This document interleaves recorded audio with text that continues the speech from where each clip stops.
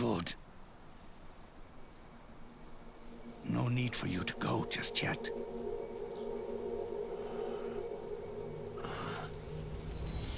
It's been a long time, Snake.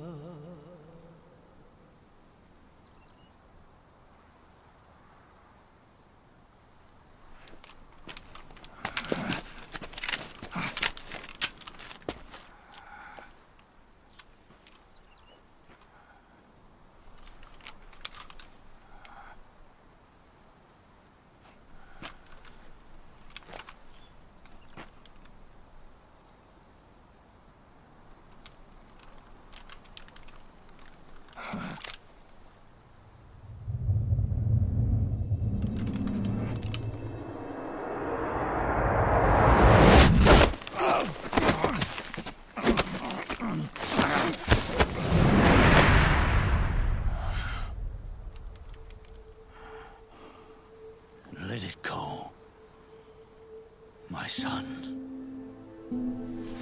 I'm not here to fight. Or should I call you brother? What? It's over. Time for you to put aside the gun and live.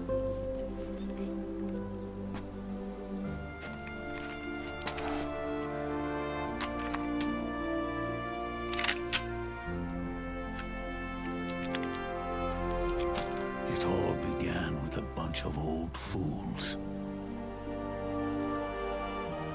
Now, they've all passed away. Their era of folly is over.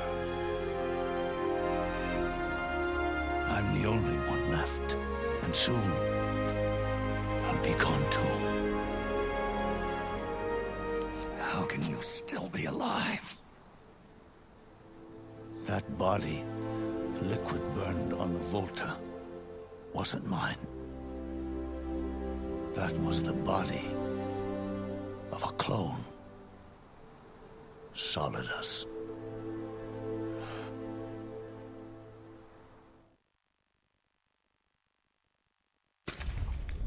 He was a perfect clone. Zero and the proxy AIs that came after him were convinced that Solidus was me. I was implanted with nanomachines, kept in a state of eternal sleep by JD and the proxy AI. They had me sealed away completely, not only my physical body, but my will too. The technology was similar to what they used to restrain the B&B members you encountered.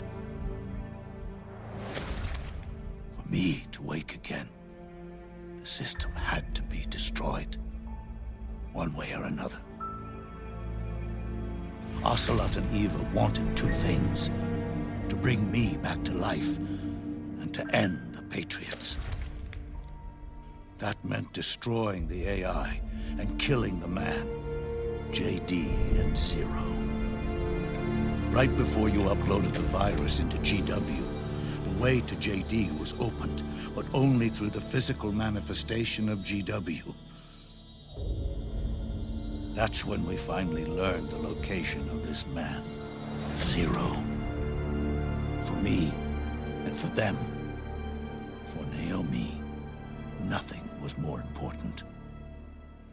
And it was for that they put their grand scheme into motion. Eva stole my body from them and reconstructed it by replacing the missing parts with pieces from Liquid and Solidus.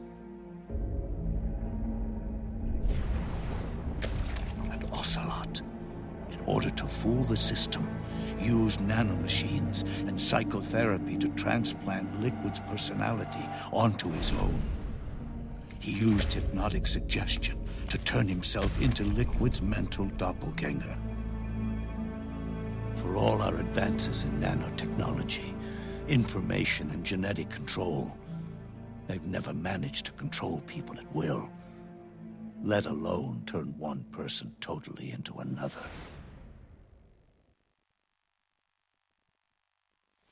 Under certain conditions, someone can be made to play a specific role. Act like someone else. Cats do love to play as snakes. It all started with him. Zero.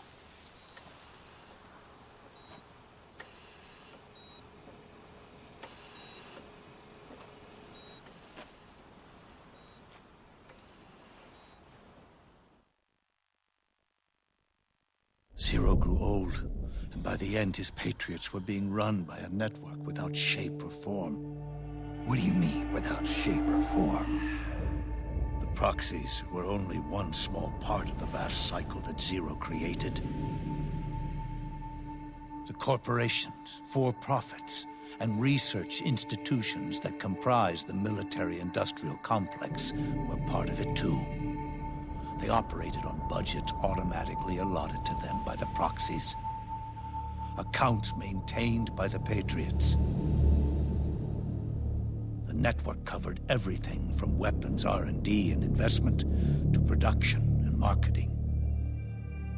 It encompassed the people, the companies, even the laws that protect them.